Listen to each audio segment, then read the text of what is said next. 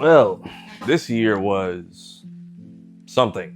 Just a quick year recap slash ramble slash update for the next few days going into the new year. Y'all know there's two videos I work on at the end of every year. One being the Knuckles IRL Sonic Adventure video. That will be here soon. The other one being the annual bingo card video. That's not happening. Some of y'all know this has been a very weird year for me tech-wise. Meaning when it comes to that bingo video, that list I make of all the things that happen throughout the year, that is an active list I start tracking from January 1st every year. And being that Cat Williams is on my Mount Rushmore of comedians, I was on point with tracking all the crazy that came after that interview. And then between my phone and my computer and just being on outdated tech catching up with me, I had to rebuild that list 4 different times. The last time putting it on my computer because my phone and my notes just fully became untrustworthy. And then my computer decides to just do a complete nosedive off a cliff in a way I have never seen it do before. I drive to the only Apple store we have in Dallas. They basically give me 2 options. We can either wipe the computer clean and start fresh, or I can drive twice the distance I've already driven to go here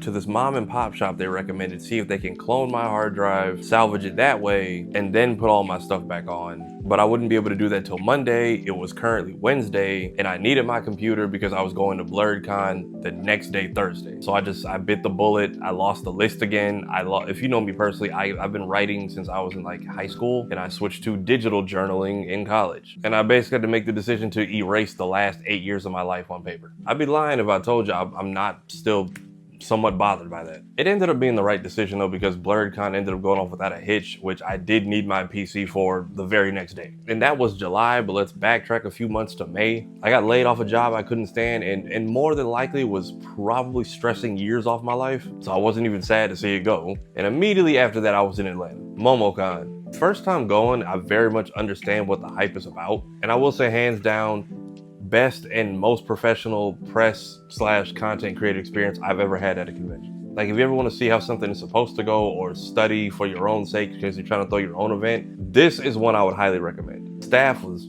so kind and accommodating. Everybody was on point. Everybody was on top of their game. Overall, everybody was just so kind, friendly, and helpful to their fullest extent. I will forever be grateful for that experience. Nothing too crazy to report out of it though. Got to do a couple interviews that were pretty dope, which if you haven't already, there's an interview playlist on this channel. I do update it regularly when I am the one participating in the interview. We got to do some dope interviews, got to see a couple of the homies again, got to see the homie Cloudy again, him, Ozzy, Biz, Aggie, my people Swift, Whoopty, Blurredography in the gang. Again, as a first timer, MomoCon has definitely lived up to the reputation it's built. If you haven't been, I'd recommend going at least once. Oh yeah, around this time, some of y'all may have noticed, we have an intro on the channel now. Tafari TV, giving you the information when you need it the most. Tafari TV. That is actually Gary Anthony Williams, aka the voice of Uncle Ruckus. Shout out to the homie Nix. He was actually on an episode of his podcast, Do You Speak Geek? They were discussing how him and Phil Lamar have been good buddies for a long time. And Gary basically likes to troll him every chance he gets. And of course, if I'm in the comments, y'all know I'm about to call some tomfoolery. So I'm just contributing to the humor, and that's what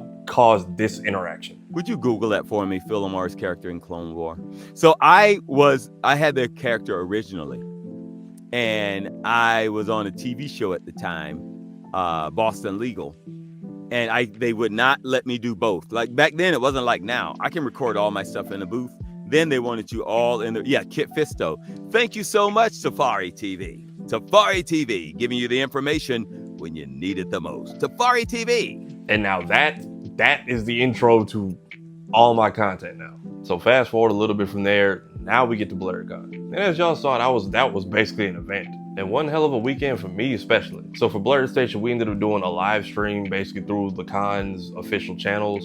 And then having to basically 86 and rebuild my computer was the right move because we ended up needing it a day before. So between all the interview and real IRL segments we were doing on there, we had like filler bits and we were running old interviews and stuff, which I ended up needing my PC to pull those and then put them on my hard drive. And then from the hard drive, dump them onto the PC we use for the stream. So again, tough decision ended up coming in clutch like less than 24 hours later. And one of the bits y'all might have saw that I snuck in there was the convention how-to guide that I created. I don't know how often it was used or it got ran, but it actually showed quite a bit, to the point where some of y'all were watching the live stream and were sending it to me or to people I know. It's funny because between that and the Office skit, those are a couple I've been sitting on for like a long time. The convention one, that one was one that I've just been writing and changing as I've been going to more of these and just tweaking to what could this do to be helpful for people who maybe will experience these things for the first time.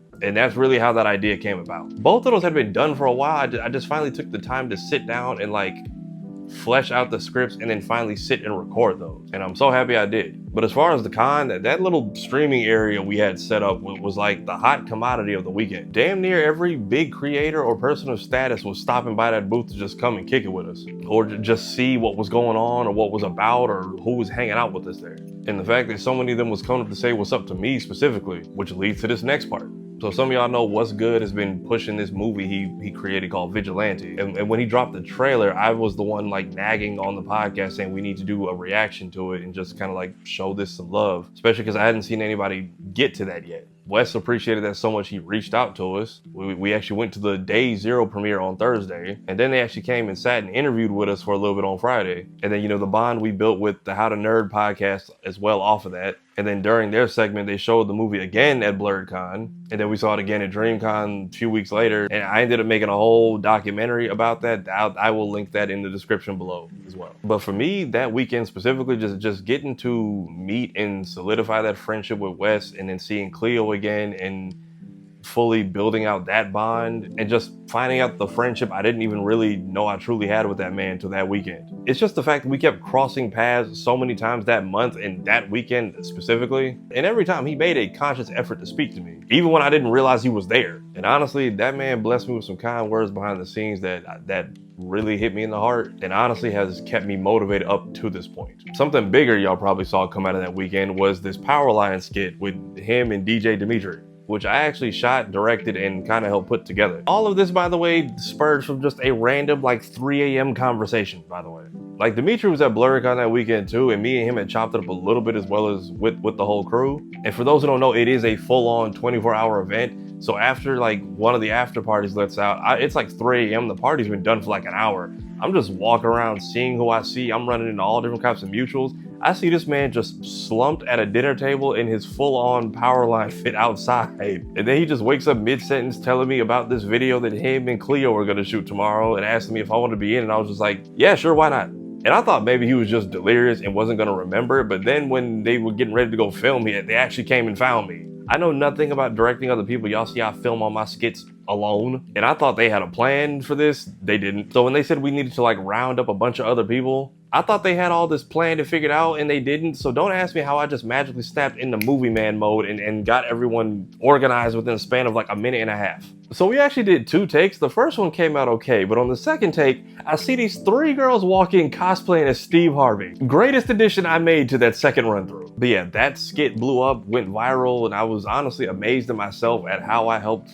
craft that to come together. We actually went upstairs right after that. We shot another skit with me, those 2 guys, and Tony Weaver, and I don't know where it's at. Pretty sure Dimitri still has it on his phone. He might be saving it for a rainy day or who knows what. Time will tell. And other BlurredCon shenanigans y'all saw I did, the scavenger hunt, because originally we were going to do a panel and I was just finding giveaway stuff throughout the year. Then we threw out the panel idea when we found out the live stream was happening, and I had this closet full of presents I had nothing, I didn't know what to do with, and we basically saw the death of physical media this year, so this was very much going to be a one and done type of thing. That was just my last minute spur of the moment Hail Mary idea to get rid of these things and at least get them all to a good home. Oh yeah, and then randomly running into Roshi and the gang out there too. Again, late night at BlurredCon is just the most randomness of creator crossover events. One minute your favorite internet DJ is slumped in a chair, and then you turn 45 degrees and there's like the entire Touch Grass TV crew. But yeah, the live stream, the giveaway, just getting cool with Wes and Dimitri, really finding out how solid that bond with Cleo is. And it's funny because before we shot that skit, Thursday, he was the one telling me, like, have you ever tried doing more behind the scenes type work? And then that opportunity shows up damn near 48 hours later. And again, all the interviews we did at BlurredCon, playlist, podcast channel, I will link it in the description below. I will make all this easier for y'all to find. You know, I'm at best in his journey as being characters in the world of Star Wars and how that's been for him. And this being his first BlurredCon and just being in a room full of people that embraced him. Same goes for Jay Lee, Tondo Kani, who, that man is a character. Also one of my random 3 a.m. hangouts. And then of course Phil Lamar, who we actually interviewed back in January and gave us that viral segment about why Static Shock got canceled. Again, all those over there, go check it out. And then if you went to both, it was basically like seeing your favorite cousins 2 weekends in a row. Moving on to DreamCon. Again, just getting to see all my friends, mutuals, running into different people, hitting 1,000 uploads on this channel at that con while going to see Deadpool and Wolverine on the first day. And the fact that a 10-second clip of me telling y'all how to say my name correctly is what goes viral right before the con as I'm on my way there. Yeah, when I tell y'all some folks are still not letting me live that down. But again, getting to see the How to Nerd podcast crew again and getting these free bags for helping give them out at both cons. Thank you, Hippie. Getting to support Vigilante for a third time. Actually getting to close out the Vigilante event. Of course, the YouTube lounge was dope. All the insights and merchandise they gave us. More interviews y'all can go check out. My annual little quick chat with John we always have every year. And I got to close out Cleo's interview by helping him announce this new horror picture he's gonna be in. Other things I'm just now remembering. Back at MomoCon, Tony Weaver Jr. actually was kind enough to record this little segment for us, and now we use it as a bumper during commercial breaks on the podcast. So to thank him for it, I actually bought him a couple of Virus brand shirts he really liked and gave those to him as a thank you. Thank you again, DJ Dimitri, for filming. Also, y'all know my man Ozzy and RDC collabed with this trading card that they released this year. It's still on sale now, but these were officially rolled out and like premiered at DreamCon. I was actually the first one to receive one of these, and I got to be a part of the rollout by making the grand announcement that these were coming. Oh yeah, and shout out to Najee Jeter as well. After his interview at DreamCon, I pulled out the PS4 game because I wanted to take a picture with him with it, and he actually offered to autograph it on the house. I still have that tucked away, safeguarded in my closet as we speak. And as we all know, day before my birthday, we lost the legend Akira Toriyama. And I ain't gonna lie, I kind of held on to that for a while because I was away from home when it happened. So I couldn't really be sad because I didn't have anything to really grieve with. I had Dragon Ball reruns on Funimation, which we watched that whole platform disappear a month later. And I wanted to just do something special for the Blurred world, since that man meant so much to us. So then y'all saw me do those tributes at BlurredCon and DreamCon. What I didn't expect was the one at DreamCon to go stupid viral the way it did. I am working on a longer tribute from both events because so many of y'all sent me pictures and videos of you at that altar like days and weeks after those events were over. That's just another longer project I have on the side that I'll put out at some point. But yeah, the fact that like I didn't plan those with the con, that was just something that was on my heart to do, and I just found somewhere secluded to put them. And both of those tributes / shrines made it through the entire weekend. Like all the back and forth and run around I do with those two cons specifically, to know that was just, that basically went untouched all weekend, that touched my heart in a special way. I love us. Moving on from the con world, fast forward into the last few months, some of y'all see that I finally started streaming. And honestly, I'm grateful to y'all and everyone who's been so supportive of this. Again, I've only really told like my best friend and my baby brother that this was something I even wanted to do in the way I'm doing it. And it's not that I don't like asking for help, it's just, it was such a unique idea that I hadn't really seen done before. It's hard to ask for assistance when you're trying to do something that you haven't seen attempted or replicated anywhere else. Like, so trying to find a mini treadmill, learning that mini treadmills are actually called walking pads, learning how to use a capture card, learning how to hook up retro consoles to a capture card and then to a PC, learning how to stream, multi-stream, do different layouts, scene transitions. Okay, some of the stuff I could have asked for assistance, but the entire project as a whole just was something I wanted to tackle and learn myself. You know what randomly was like a big help in all this? There's an old Dashy Games video from like 10 plus years ago where he's showing off his like retro collection and how he has it hooked to his TV, and then he shows off this switchboard. And basically trying to find a affordable version of that is how I ended up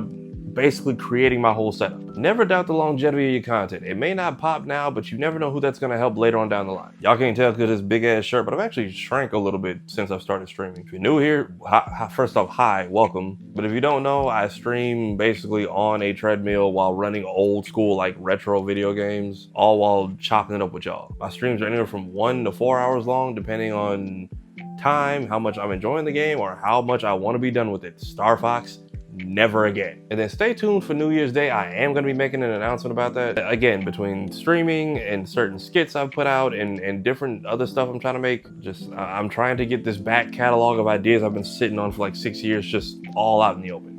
Moving on to these final 2 seasons of the year, y'all see I'm getting invited to local premiere events for big projects. I got to see an early showing of Transformers 1, which, God, the marketing failed that film. I'm so happy they made their money back eventually. After that, I got invited to see the first 2 episodes of Agatha All Along. And then just the other week, even though y'all see how I've been hyping up the Hedgehog, I got invited to a premiere event for Mufasa, which it's not bad, by the way. It's just this takes priority. And again, another bond I formed and a big help in even getting to all these events has been King Lion. Just the relationship I formed with that dude over the past couple months. He's such a kind-hearted and down-to-earth person. Like, the first one was just from a giveaway him and the marketing company was doing in his story that I filled out for. But after that, I started getting invited myself. And then at events like the Agatha premiere where he's hosting, I'm always doing my best to make sure I'm getting some kind of B-roll or footage for him so that he can use that for his own stuff. Or being in his Transformers recap when he was doing footage for that project. And always taking time to just chop it up and take a photo with me after each of these events. That is another person I'm genuinely grateful to have crossed paths with this year. But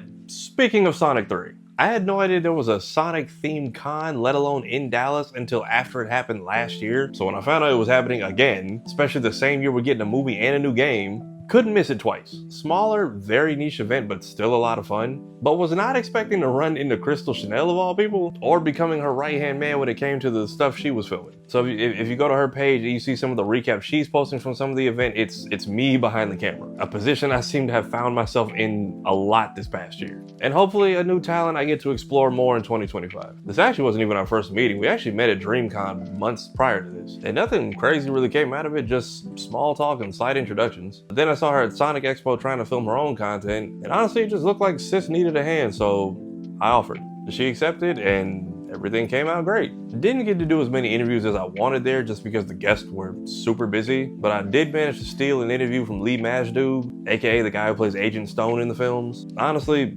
super sweet guy. He was so happy to be there, happy to talk about the movie. Another project that he actually had just come out recently. Again, that's out. It's only like 7 minutes, podcast channel. Go watch it. And then go watch Sonic. Yeah, that's basically been my 2024 in a nutshell. Lots of downs, but easily outnumbered by the ups. But just see, I'm still regularly attending these events and thriving, getting invited to more exclusive ones because of that, and just trying to make the most of every moment. Again, all of which I'm only able to do because y'all even bother to watch. So thank y'all. And then some of y'all may have noticed I've been cutting a lot of promos lately, especially over on Instagram. So trying to generate more of that type of business coming in. Oh yeah, because I sweat like a lot on stream. If y'all know anyone who makes t-shirts, hoodies, or headbands and is looking for promo, please send them my way. But that's pretty much it. Kind of just wanted to go over the year with y'all and let y'all know it's not going to be ending the way it normally does on this channel just because life's been crazy.